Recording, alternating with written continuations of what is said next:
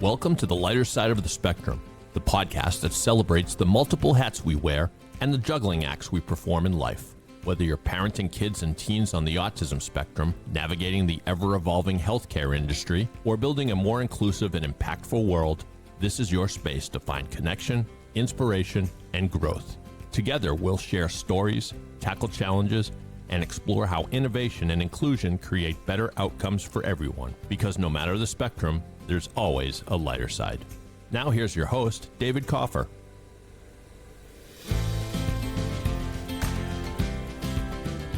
Hello again, everybody, and welcome back to the lighter side of the spectrum. Today, I'm honored to welcome Mary Brown to the lighter side of the spectrum. Mary is the mother of Woody Brown, a non-speaking autistic writer whose debut novel, Upward Bound, has received national attention and acclaim, including being selected as a Read With Jenna book club pick on the Today Show. Woody's story is extraordinary. He became UCLA's first minimally speaking graduate in 2022, earning his bachelor's degree in English with top departmental honors, and later completed an MFA in creative writing at Columbia University. His debut novel, published by Hogarth, I hope I got that right, centers on the inner lives of disabled adults and caregivers in a Southern California adult daycare program. But today, I want to spend time with Mary because behind these milestones is another story that parents like me and many of you out there desperately want to understand. Mary was not just watching from the sidelines. She was Woody's communication partner through college and graduate school. She helped provide the access that allowed his intelligence, humor, voice, and literary gifts to be seen. And this raises so many important questions. What does it actually look like to support a non-speaking student in college? Again, this hits home to me because I think I'll be in those shoes in the not too distant future. How do you build trust with professors? How do you protect the students' autonomy while also providing the regulation, motor support they need? And what did Mary learn the hard way? And what will she share with us preparing for this path now? So with Mary, all of that being said, thank you for being here. I'm so grateful that you can join me. Thank you. It is nice to be here. Yeah, it's great. There's so much to talk about, but I would love to start at the beginning with your journey. I know it's been a long path, but why don't you kind of fill us in, kind of, at the beginning, the diagnosis, maybe some of the early years, and of course, communication, all that. Let's get to that. And then, we want to, of course, jump into the university experience, but I think it's important to set the stage. Yeah. Well, when he was diagnosed at age 2, and we went to several doctors just to make sure that they had it right. And everyone assured me that he was on sort of the wrong end of the spectrum, that he would never be conversant, he would never learn to read, and he would certainly never graduate from high school. That to set my expectations very low, and to don't even bother explaining things to him because he won't understand you. And I think don't even bother explaining things. I'm sorry to jump in. Wow. Even bother to explain things. And I was always a big mom for explaining things. I do have 2 older kids. Okay, I was going to ask about siblings. Yeah. Okay. And I can safely say that the thing that depressed me most about the diagnosis was the idea that he would never learn to read, that he would never get a proper education, that he would never go to college. College was important to me. I raised the other 2 kids as if they were going to go to good schools, and it was just an assumption. It was an assumption in my, birth family, and it was an assumption I had for my family. And so when I'm told he's never even going to read, I was actually a professional reader at the time. I was a story analyst for the film studios. So here I was, literally a professional reader with a master's degree in English, being told that my kid would never even read. So that just flattened me, absolutely flattened me. And when I was told never to bother to explain things, I thought, well, there's no point in reading to him. There's no point in saying anything. And I lived for a little while that way when he was, 3, 4. And, here an example would be you would go to Target before you went to McDonald's because you had to pick something up at Target, and he would have a complete meltdown at the door, right? So, sometime later, I saw Soma Mukhopadhyay on the stage at an autism conference in Oh, okay. Pasadena. And Woody was probably 4 when I saw her. Oh, okay. And yeah, so very young, very young. And I saw Tito, who was probably about 13 at that time, sitting alone on a stage in front of a computer keyboard. And he was taking questions from the audience. And someone in the audience would say, "Why do you rock and flap your arms?" And Tito would stop rocking and flapping his arms, and he would spell, "To feel my body in space." Well, the curtain opened, the light came on, and I realized, oh my God, those experts with all the letters after their names don't know what the hell they're talking about. My kid is in there. Mm-mm. If he can do a fraction of what Tito can do, Right. I can live with this. I can do this. And so from that day on, I started speaking to him the way I spoke to my other kids, like he knew what I was saying. And now I would say, okay, before we go to McDonald's, we're a little early. I really have to go to Target. So we're going to go to Target first, and then we'll go to McDonald's. And at that point, he would just march right in. And that was like, okay, I get it. Now, I'm not going to ever do that again. I will explain everything to you. And so I would explain the stop sign when we're at a stop. Right. Yeah. I would explain all the things that you would explain to any toddler, any young child, as you're trying to help them grow up. And so my husband saw Soma and Tito on the 60 Minutes back in 2002 or 3. Right. Yeah. Whenever that was. Yeah. Yeah, whenever that was. And he was a convert immediately and said, "We have to find this that's woman. good. We have to find this woman." And my husband is very resourceful, and he somehow tracked down her home number. Whoa. Back then. She did not have a clinic. She did not have a practice. She was teaching at a school in Santa Monica, and you had to track her down by her home phone number. And so I called and I called and I called and I called. Finally, she picks up, and I say, "My son, come Saturday at 1:00. Bang, So we started seeing Soma when Woody maybe had just turned 5. It was, that's great. very young. Yeah. But we saw her weekly. We saw her every Saturday for a year and a half before she moved to Austin to start her clinic, Halo. Okay. And so I have to say, having that underpinning, that foundation. Yeah, the foundation Of Soma, who is brilliant. She's got an extra brain chip. I don't know what it is, but she's got it. He was well on his way with her. But because we had her, I had not been really doing my job at home with the spelling because he had Soma. And Right. she was so natural with it. She just had this flow. She just spoke to him.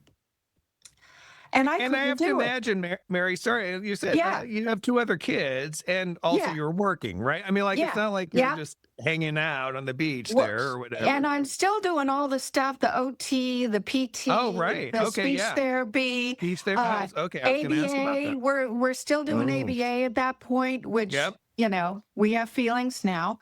Okay. But once Soma left, I realized I really had to step up.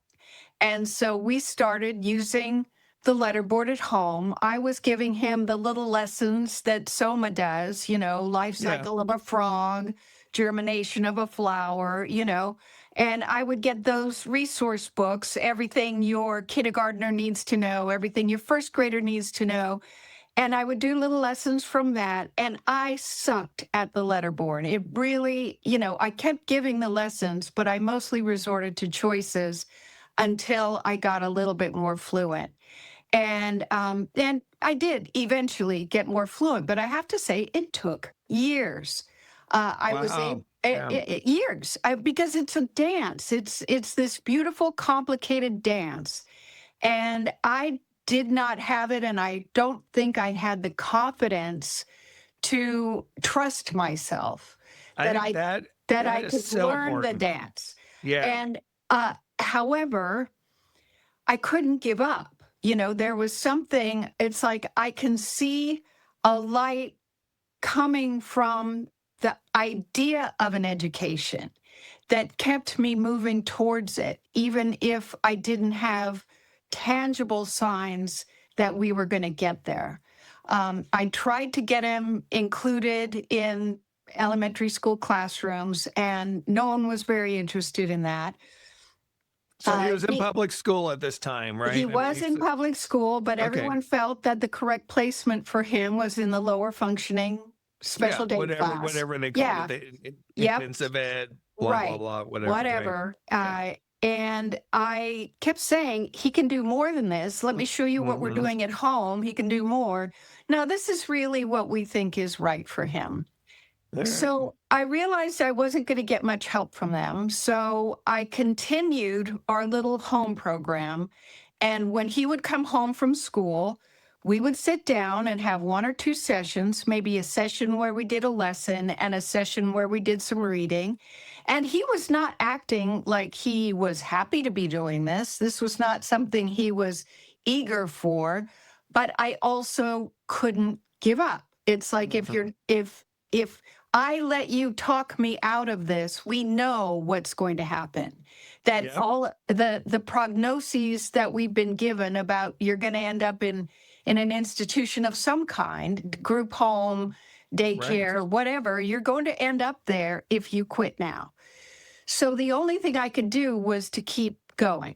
And I had this mantra that I would say every time I went into an IEP, because it struck me as super important that he got a high school diploma, not a certificate of completion, but a diploma. Because my thought was, and I was an older mom when he was born, my thought was after I'm gone, I want that diploma on his record, whatever that record is. Right. I want his record to show that he had a diploma, so you cannot treat him like an idiot. You cannot treat him as if he is intellectually disabled. He is smart enough to have gotten a diploma, so that was my one goal. And so I'd walk into every IEP and I would say, we are here for the day when we see Woody walk across the stage and accept a diploma by virtue of meeting graduation requirements. I said it the exact same way every IEP. And of course, in second grade, they're rolling their eyes at me because Oh, sure. they Yeah. didn't see it. By fifth or sixth grade, they're like, yeah, okay, we can do it. Or we can do it. In seventh grade, he joined the remedial class, which was a step up. He was still sort of working in the corner independently with his aide, but he was at least in a classroom where a lesson was being taught. He did But transition. no communication support at school, I imagine, right? Like, did he have letter boards? How did that work? The middle school teacher believed in the letter board, and Okay. she did. And we brought somebody in to train his aide and the Oh, great. teacher. And that helped a lot. The person was Oh, I'm sure. there for troubleshooting. They would come once a month to the classroom and work with the aide and work with the teacher. And this really helped. So that by the time he did transition to high school, he started in the remedial class, which was okay. I mean, again, every time I said, I really think he's capable of more, but I'll take this because he's on diploma track. Yeah. He was on track at least. Yeah. So around about junior year, I would say, when I said in an IEP meeting, my mantra, the teacher said, by the way, it's done. He's going to graduate. It's good. He's going to do it. And at that point, ironically, I fell apart. I absolutely fell apart because I realized I had no plan for after the diploma. Now what? Now It's what? like, oh shit! Oh, sorry. That's right. No, Oh crap! right. Now what? I've got nothing. There's, I looked around. There was no place to send him where his typing was going to be honored or respected. There was nothing. There was nothing. I looked at what year was this, Mary? I'm just curious. 2015, 2014. Okay. And so I really did hit rock bottom at that time. I had a mental health sort of collapse because I didn't know what I was going to do. Again, I could not send him to the daycare or the group home. It just was not possible for me to do that. And so I knew that I was the only alternative as a caregiver. And so I did have to quit my job. I did have to face what this life was going to look like. How was I going to fill his day? How many field trips can you go on, the two of us, in a week to fill our days? What are we going to do? And around about his senior year, he tells his aide at school that he wants to go to college. He had told me that before, but it was just like yeah, sure. The reports back from school were that he needed a lot of breaks. He needed a lot of breaks on the computer so he could watch his Thomas videos. He had to take walks sometimes. There was nothing about his behavior in the remedial class that suggested he could be successful in college. Sure.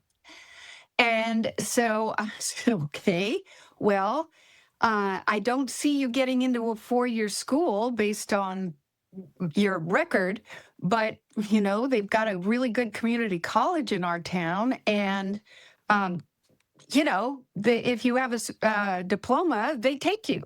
Yeah. So my thought was, all right, we'll go to community college. We'll take one class at a time, maybe some PE, maybe ceramics. Yeah. And the we'll college classes, nonetheless, right? We'll be on campus, and just being around smart people will be helpful. And so we signed up for community college. He got in. He did a placement exam, and I made sure that I was not the communication partner for the placement exam. Oh. Because we assumed he would be placed in remedial classes at community college. I mean, what else could you expect? Well, we have been doing lessons at home all this time. So I knew he knew stuff, but I just didn't know that he could succeed on that level. So he takes the placement and he places in college level English and college level math. Okay. So we take English 1A the first semester. He kills it. He gets, of course, he gets an A on his first paper. He'd never written anything of any length because I don't do that in the remedial class. They don't teach you how to write a paper. No. When I was going to say, when would he have had that opportunity? Well, that was our first experience of sorting out how we were going to do this. Mm-hmm. And I think one of the advantages that I had as a story analyst was I knew how to write a short paper because that's all I did. I wrote script coverages. And so I knew you had a beginning, you had a middle, you had an end. And within the paragraph, you had an opening sentence, you had the body of the paragraph, and you had a concluding sentence. It's all structure. And I know structure. So when we sat down to write our first paper, I said, okay, we need a structure. First, we need to figure out what you're writing about. What's your topic? And his topic for his first paper was assuming intelligence. Wow. Now, I didn't give that to him. He okay, all right, this is something you can sink your teeth into. And, so we broke down the various parts of the paper. I explained as we went along. You need an opening paragraph, you need a closing paragraph, all of that. And it was a beautiful essay, absolutely beautiful. And the teacher asked to keep it for subsequent classes to show as an example. So at that Wow. point, it's like, okay, now we're doing something. This is strange. We go to the, next I want to semester. jump in real quick again. So, Mary, Yeah. are you going with him in class at this point yet? Oh, yeah.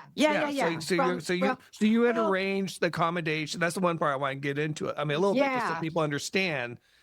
Once you enrolled him in Pasadena City College, Well, you arranged. I actually arranged for another communication partner to go with him because I didn't see me going with him as a real positive. I thought he really does need a communication partner who is somebody other than me. And certainly that's what the disability office at PCC wanted, was someone other than me. So we hired somebody.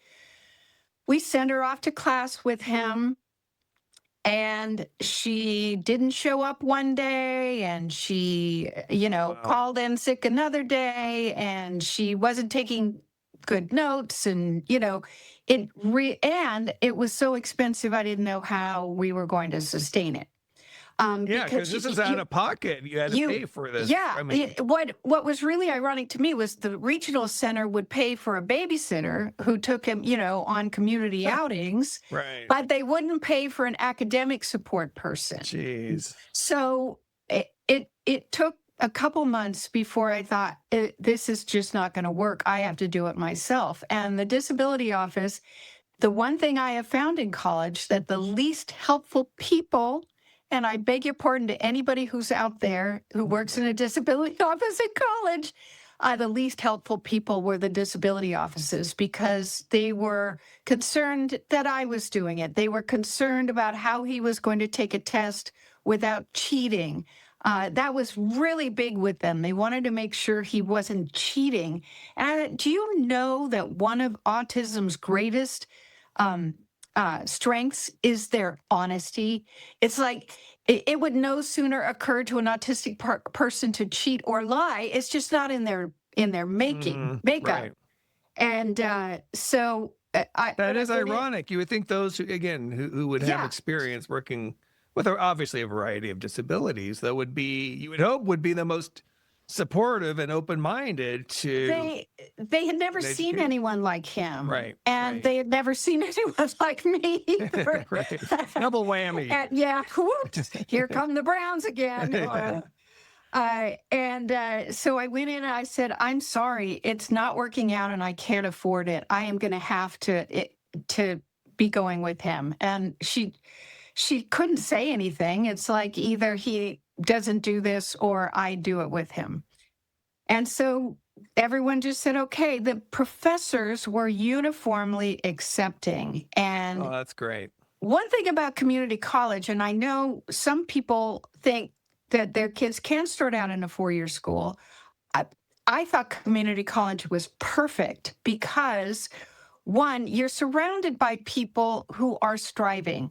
They are not, there's nobody entitled in community college. Everybody is working towards something. Everybody has faced obstacles. Everybody has adversities there.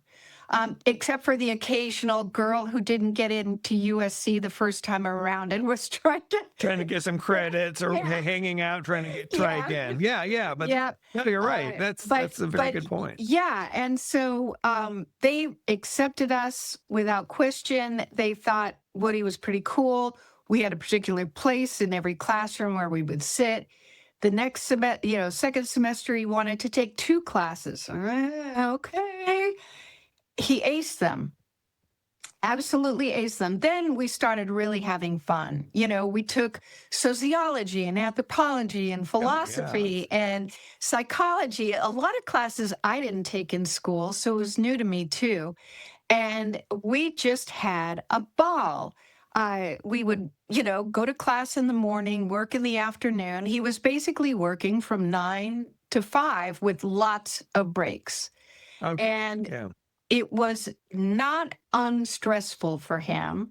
It was hard being on campus because there's a lot of people, and He wasn't allowed to make his noises, in class, which he knew. I was going to ask about that. So he was able to control stimming and some of the noises for the most part. I mean, I know it's hard to completely control, but I was wondering how you handled that or tried to. I was so amazed because all that stimming he did in high school and elementary school, middle school, it was all frustration. All that behavior was anger, frustration, being misestimated, being underestimated, not being understood, not being accepted by the other kids or the teachers.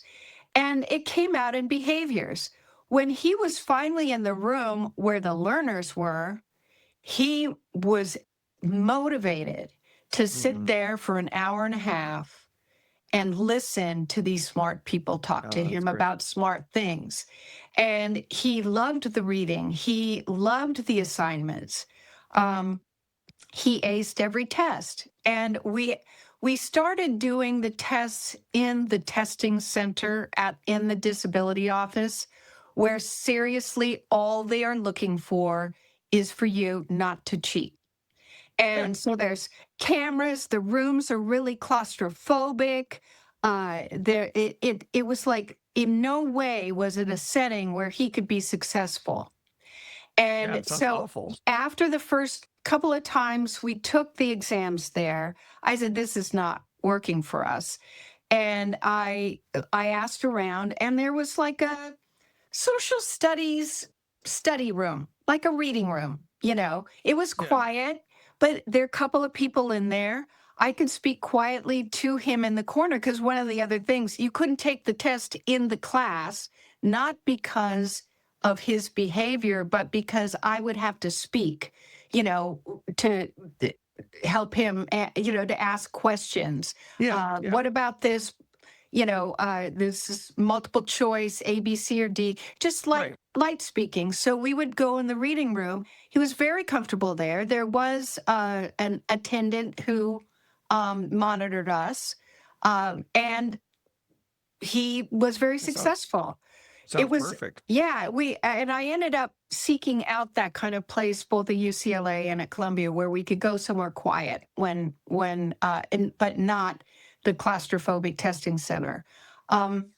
The testing center, by the way, the disability office, they keep wanting to give you things that you don't need. Like, because I was the CP, I did not need a note taker because I was perfectly capable of taking notes. And it was actually very helpful for me to hear the classroom content so that when we went home to do homework, I knew what they were going for. And I did not need them to pay another person to take notes for us. But they really were determined that we have a note taker. It's like, wow, because they just didn't get it. They didn't get what his apraxia meant. They didn't get the role of the letterboard. They just didn't get it because they hadn't seen anyone like us. And so rather than explain, I just took care of it. I had to advocate with the professors. Each professor knew every semester, and EW, that you had to approach them and explain as much as you could. The other thing that we did, starting immediately at PCC, was that we made a vow that he would make a contribution via his letterboard in every class.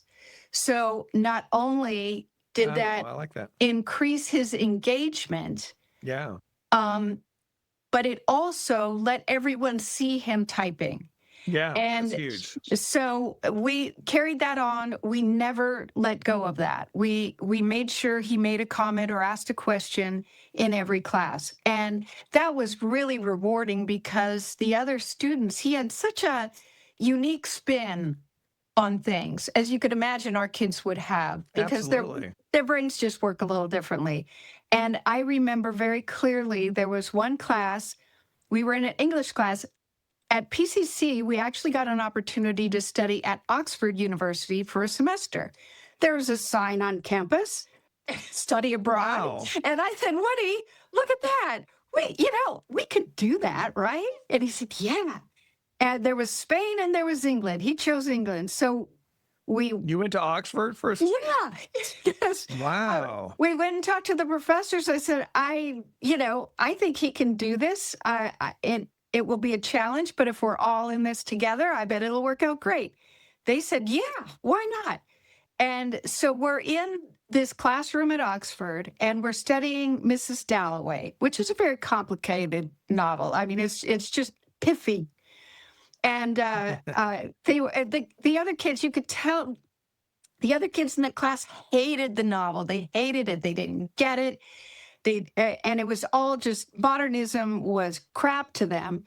And I said, Woody has something to say. And Woody spoke a couple sentences about Mrs. Dalloway that silenced the whole classroom. And then everyone started clapping.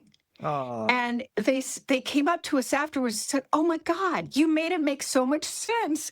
And after that, the students literally came to him and said, "Woody, what about the reading this week?" wow. That's And amazing. it was amazing. And this is in Oxford. This is at Oxford. I want to It repeat was that. it was tremendous. And so at this point, we started to get the idea that he could actually transfer to a 4-year university. And given that at the beginning of PCC, I didn't know if he could sit through an hour and a half class, the idea of transferring to a place where really smarter people Really? go, Yeah, right.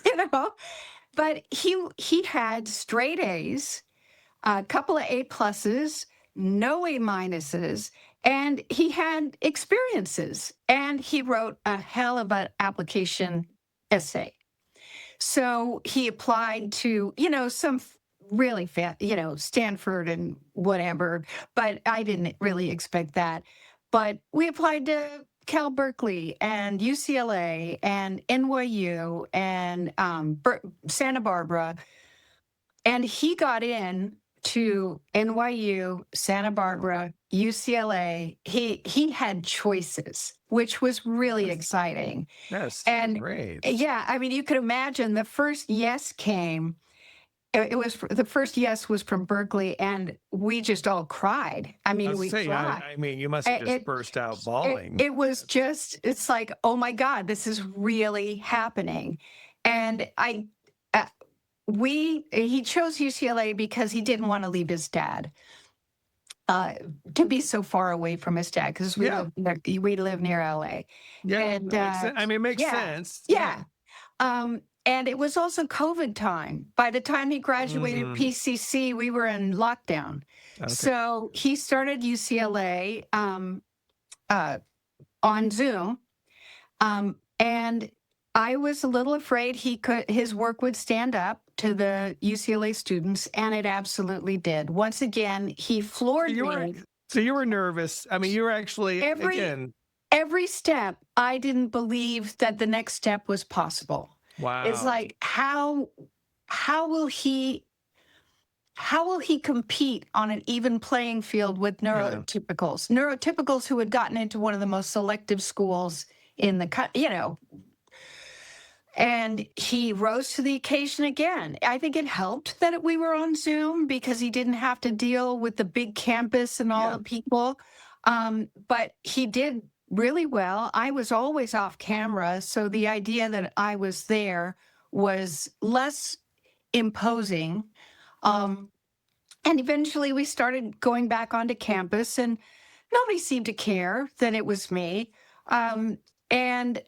He did say when he was at PCC that he wanted to be a novelist and he wanted to take creative writing. So that's when the dream began. Oh, he let me know. And I rolled my eyes just a little bit like, oh, sure, novelist. Yeah, sure, we can do that. Not really believing that that was a thing. But we started taking creative writing right at UCLA, and he caught the eye of Mona Simpson, who is a well-known author and novelist and one of the top professors in creative writing at UCLA. She accepted him. You have to apply to these classes. You can't just sign up for it. you have to submit work and be accepted, and they only take 12 people. So, that was a little scary, but Mona accepted him, and she saw something in him, in his writing, that stirred her. And she just plucked him out of obscurity and said, I'm going to work with you for the next year. We are going to have one-on-one sessions every week. Wow. And that gives me chills. This is what we're going to do. And we're going to go, okay. And she did. And that's where he started writing Upward Bound. He wrote the first story of Upward Bound for Mona, where our work together, this sort of independent study. And she really helped him learn the basics of what makes a story, how you organize. I was never a creative writer, so I knew how to analyze. I could write an English paper, but I couldn't write a short story. Yeah. So that was all new to me. Yeah. And his first story, it turned out, covered too much territory. And she said, this feels like a novel. Let's put one half of the story at the beginning and the other half of the story at the end. And Woody said, yeah, it's this daycare center, and here are all the characters I'm going to write about in the middle. And so that's where it started. And by the time he left UCLA, he had written 5 of this Upward Bound stories, which appear pretty much intact in the book. Okay. And that was his honors thesis. He was an honors student at UCLA, and he won the prize for best honors thesis for that year. Wow. I know. And that's incredible. He also won a couple of other writing prizes, UCLA's top writing prizes, while we were there. And at this point, of course, he's saying, I want to go to grad school. I want to be a novelist. Yeah. And he's on his way, obviously. Yeah. And again, I was like, okay. And so we applied to several places. He got into several places, but Columbia was his first choice, and he got in there. So that's how we ended up there. At Columbia. So Columbia, did you go to New York? Yeah. What was funny was Columbia has this thing where a professor on the faculty of the grad school, the art school, calls the applicant to let them know that they've been accepted. And so Sam Lepsky calls us, says, may I speak to Woody? I said, well, no. Right. Yes, but. Yes, but he's not speaking. And meanwhile, I'm like losing my mind. And so I go. What was that like, Mary? I mean, were you just beside yourself? Well, or by now, were you just kind of like, you just rolling? Are you rolling with it? Like beside myself. I couldn't believe that this kid of mine was going to go to an Ivy League grad school. I mean, it just was beyond any expectation that we ever could have had. And I know why he got there. He got there because we never let go of the dream of a real education. And that is the message. That is the message. And it wasn't because he always looked like he wanted it, but he did want it. And one thing that Soma often says is all children have a hunger to learn. And we cannot let the way they present and the way their behaviors go, because that's all the apraxia, that's all the dysregulation. And it has nothing to do with what's going on in their heads and what they really want for their lives. They want an education. They want to be around people who will look at them with regard, who will respect them for their intelligence. Yeah.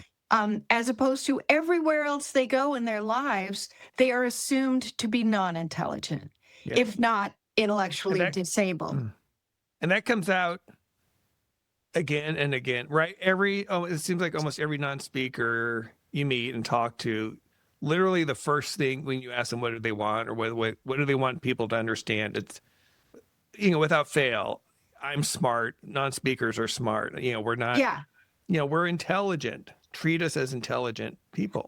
One thing that I always thought was interesting was that people on the, I hate to use the word high functioning, but the lower support needs people with autism who can speak, who can go to a general classroom, who have quirks, but can survive in the world. No one accuses them of having diminished intelligence. The people halfway through the spectrum, you're not even that. In fact, people will tell you, oh, they're really smart. They're so good at math. Oh, whatever. Well, explain to me where on the autism spectrum intelligence falls off, because it made no sense to me. He didn't have a comorbidity that would dictate his lack of intelligence. He was just like everybody else, but he's on this end of the spectrum instead of that end of the spectrum. Right. Intelligence is not the issue. Regulation and apraxia are his issues. So apraxia is like it's like everything. It's everything, and yeah. We don't know this. This is the part. Like, I didn't know it for so long. Unlike Woody, my son Stone didn't start communicating through spelling to communicate was our little methodology, but similar to RPM, until he was almost 17. He was like, technically his third year in high school. And this, again, what I've learned about apraxia and continue to learn, as you saw, my article this week, just blows me away. Like, I feel like it's still like the great kind of untold, unknown mystery about, our kids. And yet, is it that mysterious when you think of stroke victims or other people who have had brain injury? Apraxia affects them, and we don't think a thing about it. It's part of we don't say that their intelligence is diminished. Yeah, exactly. So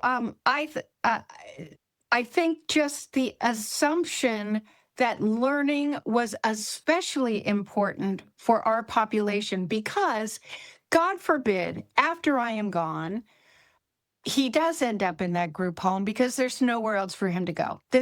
I have a better plan than that, but but if he's going to be locked in his silent world around people who don't know how to spell with him, I at least wanted him to have interesting things to roll around in his head. It's like, imagine if you were dwelling in ignorance for your whole life, and then you're put in a grozzy room somewhere where you don't have things to look back on, museums you went to and books you read, and things that made your life interesting. Interesting. That I wanted to make sure I was constantly inputting interesting things and exposing him to all the things that I could think of that might give him a rich inner life. And that's what we've done. When we were in Oxford, we traveled all over. We went to many other countries, and we went to museums, and we went to libraries, and we did all these really interesting things. And I knew that he had some kind of future. I just couldn't figure out what it was going to be. But when he found writing, and when it appeared that his writing not only stood up to his neurotypical peers, it often surpassed it, which is what we kept hearing at Columbia. We heard things from his professors like, I've never read anything like this before. They just had this respect dripping from their eyes. It was amazing. And I realized, no, we're not being treated with favoritism because he's disabled. He's being treated with favoritism because he's so good. Temple Grandin, I had the privilege of hearing her speak a couple of times, and I remember her saying when Woody was still an adolescent, find what your kid is interested in and support that 110%. And all this time I'm looking to say, well, other than trains and Legos, what's he interested in? what is he interested in? It didn't seem to be music. It didn't seem to be, I couldn't figure out what interest he had or no.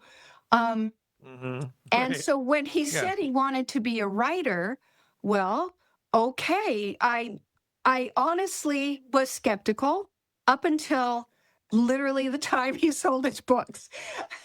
I want to talk about that. I want to pivot a little bit on that, Mary, because I think this is a really important point because, Woody is such a remarkable story.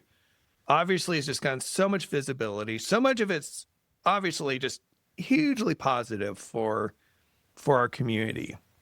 But there are, I call them, they get mad at me. I call them the haters. Oh, we call them the naysayers. The naysayers, right? The skeptics, whatever you want to call them.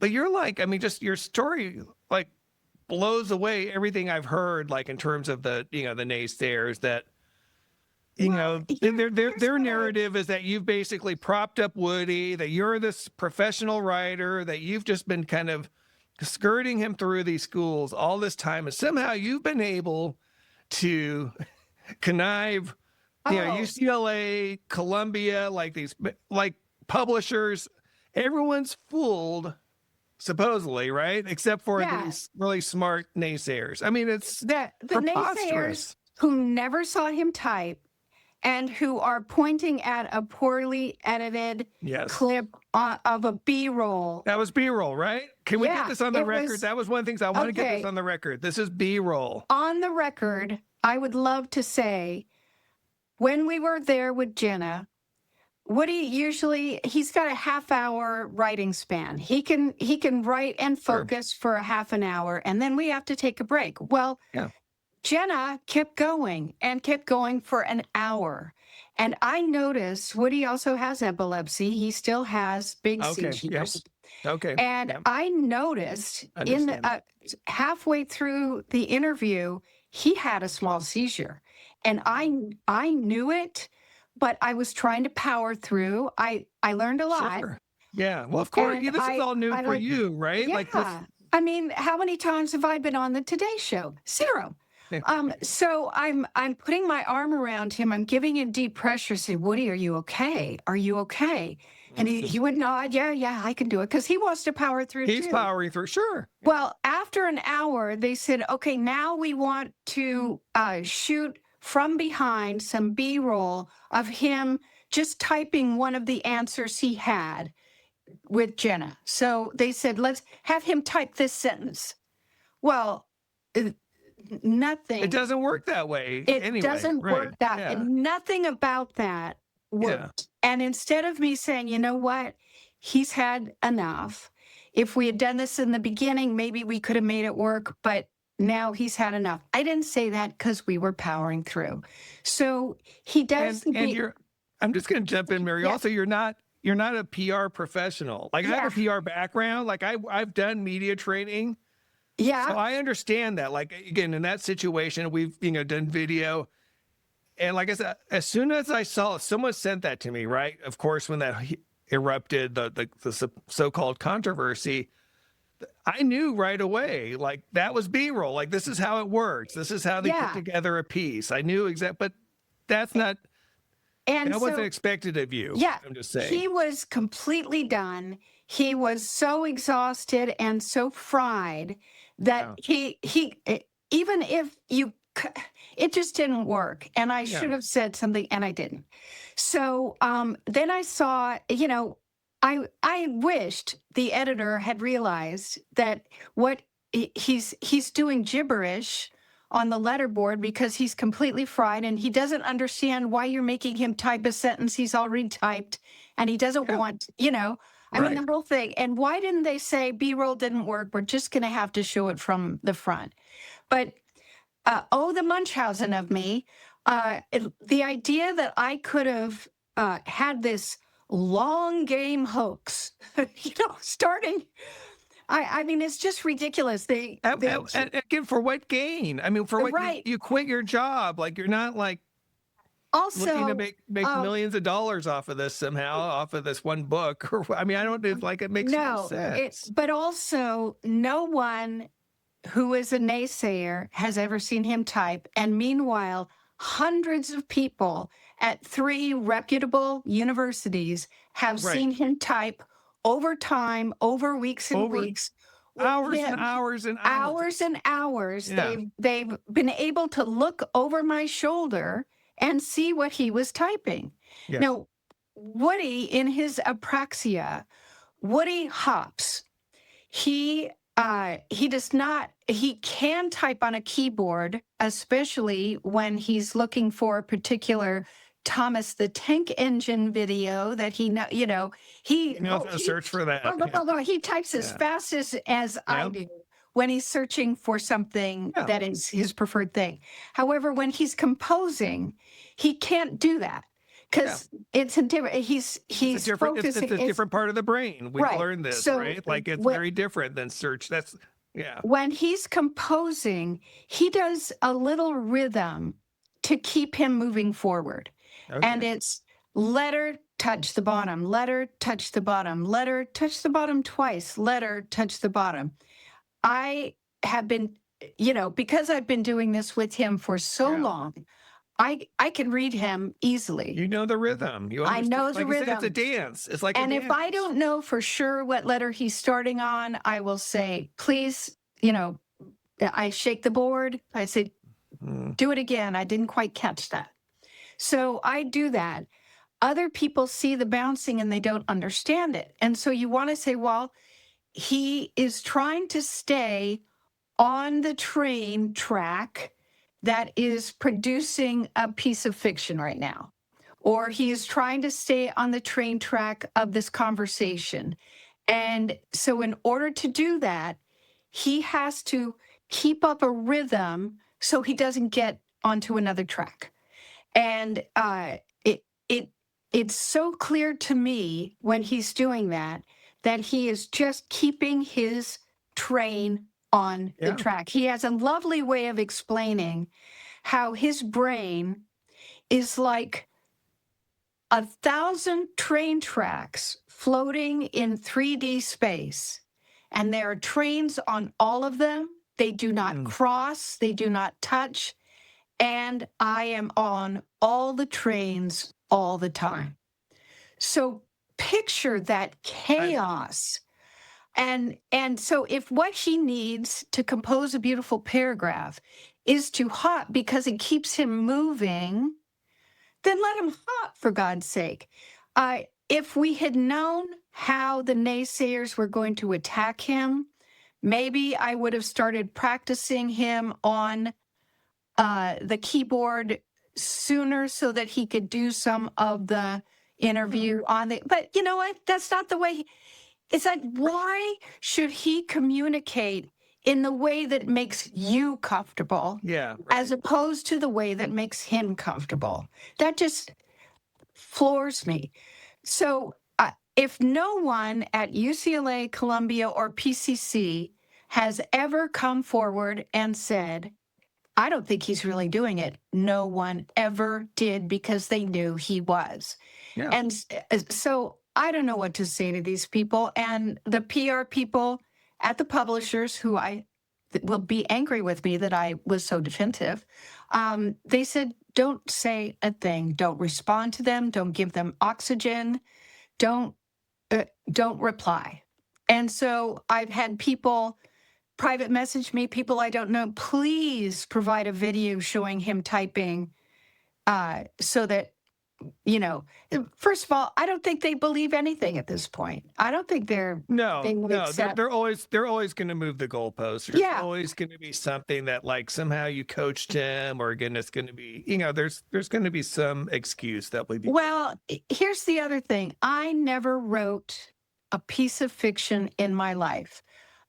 30 years as a script reader, I never even wrote a screenplay. I didn't even have a screenplay in my drawer. And I always thought that just wasn't my métier. I'm an analytical writer, not a creative writer. So the idea that I could have written Upward Bound is so ridiculous Yeah. because it shows the inside of a non-speaking person. And the How did you know? non-speaking, yeah, how would I know? I mean, I Right. could guess, but I wouldn't have guessed the way he put it.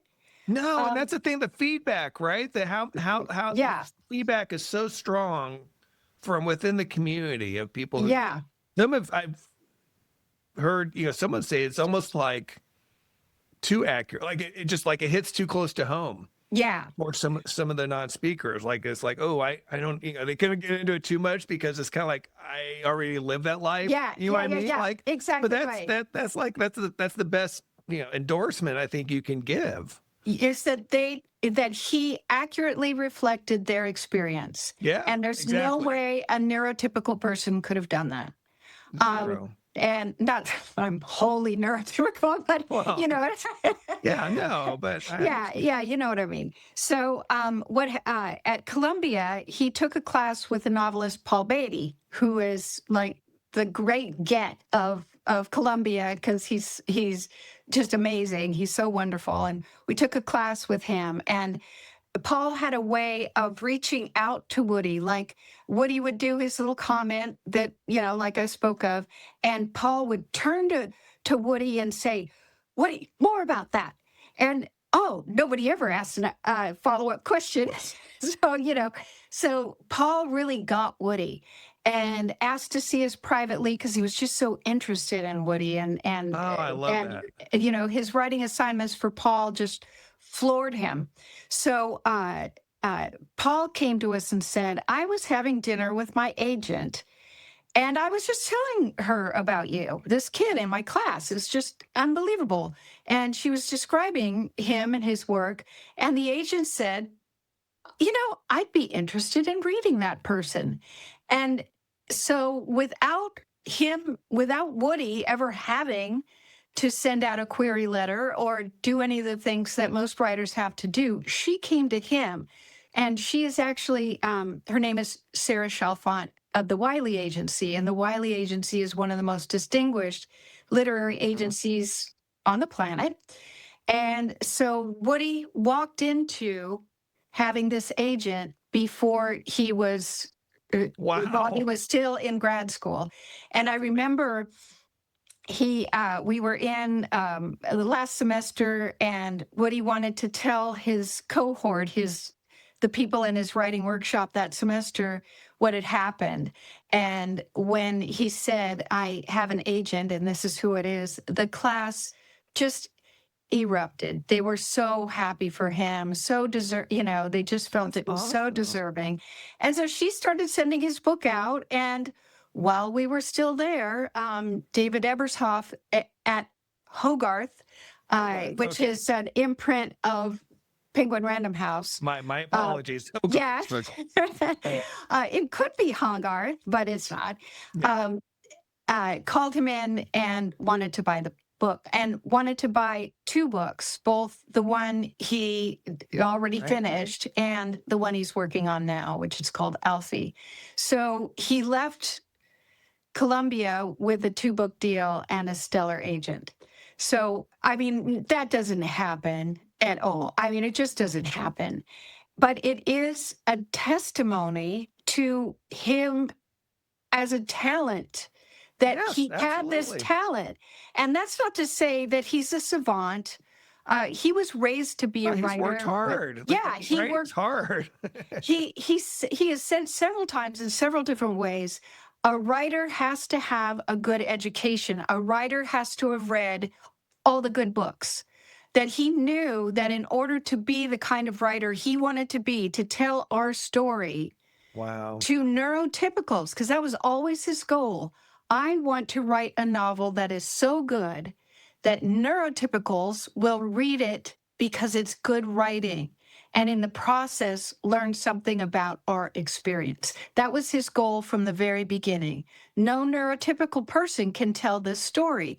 And so we can't reach the people who treat us badly in the world because no one is telling them our story. They aren't reading the memoirs that we all admire from our friends because that's just not there. That's, wasn't on anybody's list. And so what he succeeded in, what he set out to do, which is to get neurotypical people to learn something about our end of autism uh, while they're reading a good book. Wow, what a breakthrough. I mean, it's truly a It's huge, huge breakthrough. I mean, oh, Mary, I could go on. I have some questions. Like that one, this could go on so long, but I have some practical questions I do want to ask. Yeah. Get into our segments too. Kind of going back to because we know there is a growing population, which is awesome, of students like Woody and my son Stone and others now who are taking high school level classes, who are preparing, a lot of who are also doing college, doing online college, and others. I mean, but what advice do you have for, parents who are, in this world and thinking about having their kids go to college? Well, first of all, believe in them. Just believe in it. Believe in it wholeheartedly. Like you're not asking anybody a favor. You are putting your student in the right placement for his level and ability. And also you have to figure out how to do the things to maximize their independence. So for instance, we came up with a way for him to write papers that involved a lot of note cards. We did a lot on 5x7 note cards, or 4x6, whatever they were, where we would, like for instance, a research paper has to have quotes. And one thing our kids don't do is leaf through a book they've read and find a quote. Right. That's just not something they can do. So what I would do is I would get him to write the body of the paper. We would figure out where the quote should be, because it's pretty obvious. You need to have X number of quotes in a paper. And I would see what he had written, what his idea was. I would go to the book and I would write down 10 quotes that fulfilled that place. You could have used any of them in that place, depending on what you wanted to emphasize or whatever. And I would lay out the cards and I would say, okay, what one do you like? Or we would filter through them first, yes or no, does this one work? Maybe narrow it down to 4. And then what one do you want to use? And that's how we'd figure that out. So that he was choosing the quote. Absolutely. He did not go and seek out the quote, but he made a choice, which is where, Soma is big on choices. We use choices all through. For instance, when he was taking an exam and it was a multiple choice, you'd make a little, just roll up a piece of paper, put A, B, C, D, E, F on it and hold it up. And he would point to the correct answer. So you weren't making him find it on the letterboard. You were giving him the array that you needed just for that. If it was, when you take the exam, isolate the question that you're working on. Put a piece of paper above it, below it, so he's not distracted by all the other things on the page. Studying, we did it with note cards. I would write the things that he needed to study for the test. I would write them all on note cards, and I would arrange them in a certain way on the dining room table. And we would go through the points. Who was Hegel? Who was Locke? Who was, and I would put them in the same order every time, because we know they have a good memory, and we know they have a good visual memory. So if he sees the cards over and over in the same place, and then you say, okay, here's the question about Hegel, he can place that card. And he can retrieve, retrieve it. Yeah. So it was totally him, but we studied really hard for it. What else do you have to do in school? Because it's like every time a new challenge would come up, like, a presentation. And undergrad, you do a lot of presentations. And we worked on this one because being non-speaking, you didn't want me doing it, Right. And So he would write the presentation. I would make it clear to the class that he'd written the presentation. He can speak if he's practiced. So Okay. he would practice over and over the first sentence of the paragraph. And he would say the first sentence of the Oh, paragraph. that's great. And then I would read the rest. Okay. Stuff like Wow, that. very ingenious. So very it creative. was like, but every time a new challenge came up, my first thought was, how can he do it with the most possible independence? Right. Which is why, of course, it's so ironic that everyone's accusing me of making it all up, because that was totally the opposite of my goal all along the way. How can he do this with the most independence and the least support? Because it didn't mean anything if I did it. It's Right. like Again, I don't know any parent of a non-speaker, who wouldn't feel the same way, Mary. Like, Yeah. like we have seen, and again, different points of their lives, different ages, seeing the toll that it takes on them in terms of when they've had to be dependent on others. I mean, we want Yeah. opposite. We don't want them to be dependent on us. We're pushing them to be Absolutely. independent and dealing with all the challenges that come with that. I also think that the most important thing I did, both to prepare him for college and to prepare him for our life after college, is that we have a routine that involves reading every day. And he picks the books. His favorite writer is Haruki Murakami, who is a very challenging writer. But Woody loves him because he's weird, and Woody loves weird. Yeah. And we have read 10 books by Murakami, Wow. including 1Q84, which is 1,200 pages long. And I do read out loud to him. We don't use Audible or anything like that. People ask us all the time, why don't you use audiobooks? It's like, well, I'm sure that a lot of people really enjoy audiobooks. Woody and I love the exchange of energy that comes with reading out loud. If you think about when you were a child and your mother read to you, God willing she did, the feeling of closeness that you have, the feeling of connection that you have when you're reading out loud with somebody. There is an exchange of thought. You can stop and talk about something that maybe interests you. Like when I read a particularly stellar sentence, I stop because I'm reading to a writer. Wow, that was a killer sentence. Let's read that one over again. And I'll read it slowly just so we can absorb the beauty of that sentence.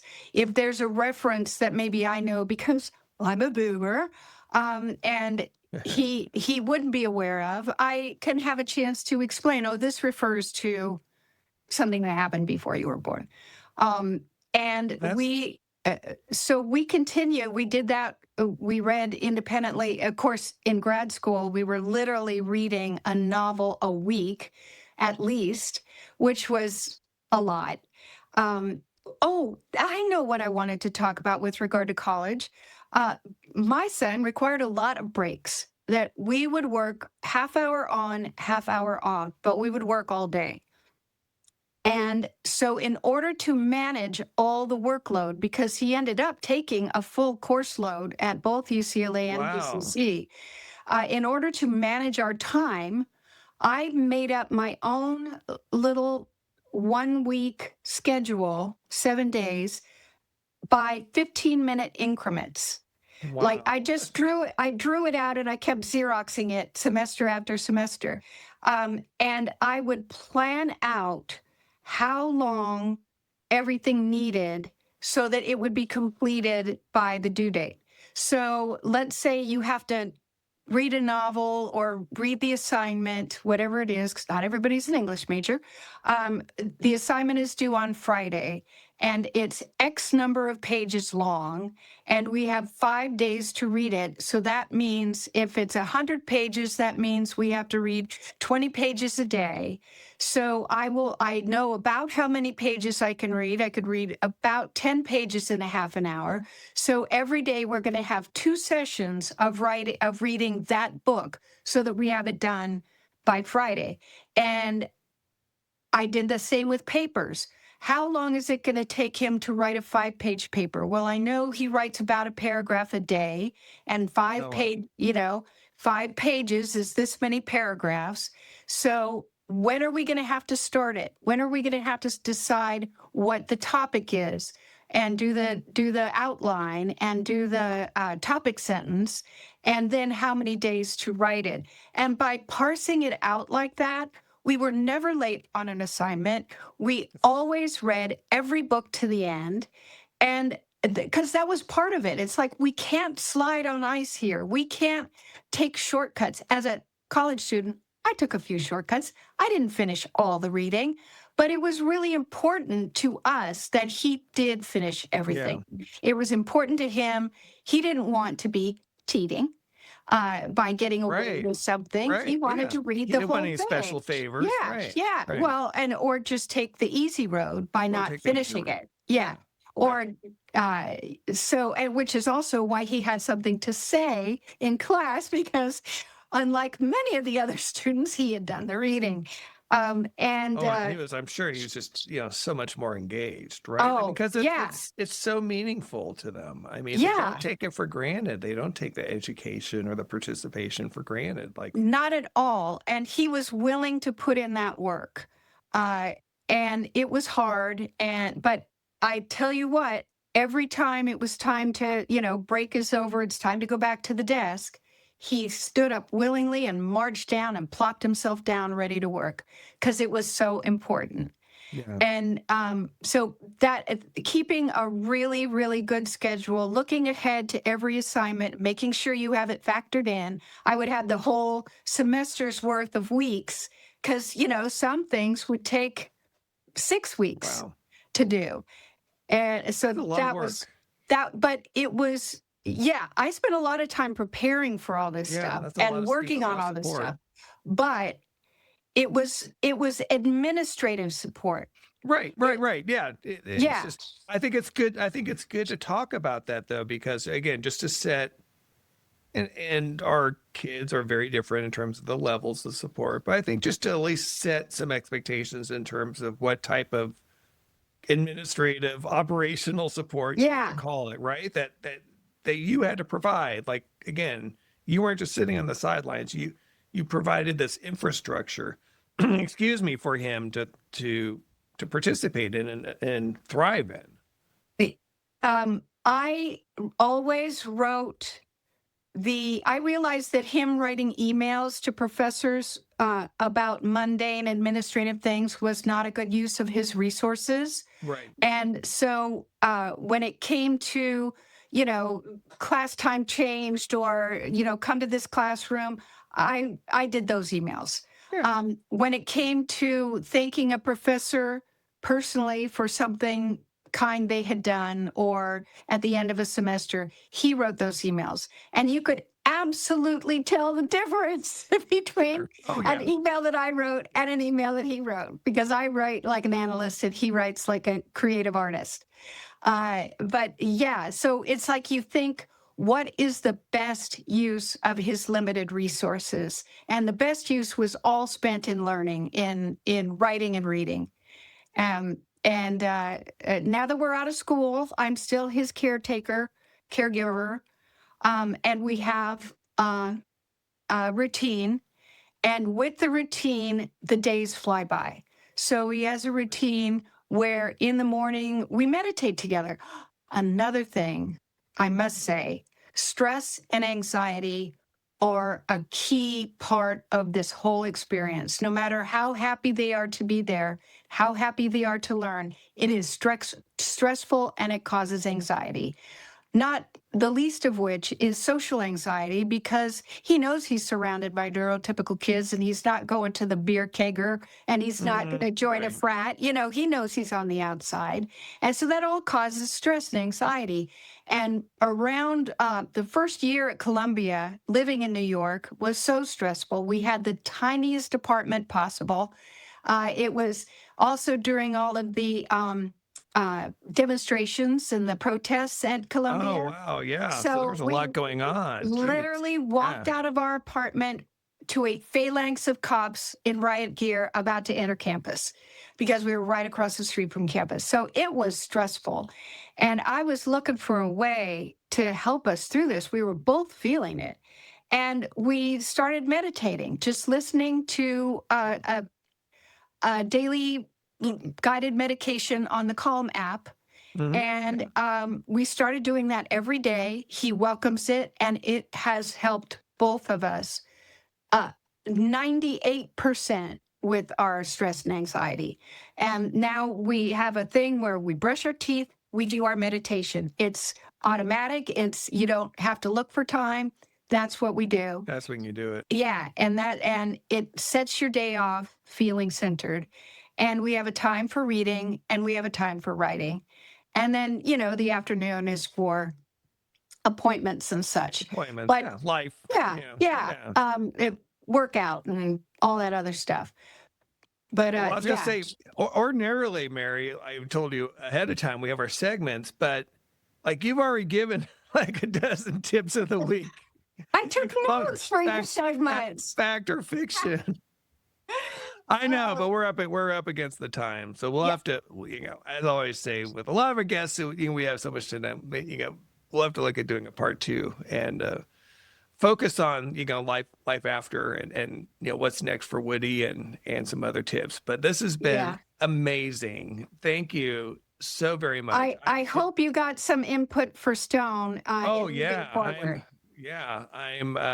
in awe and a little overwhelmed, but I know it's all doable. But thank you.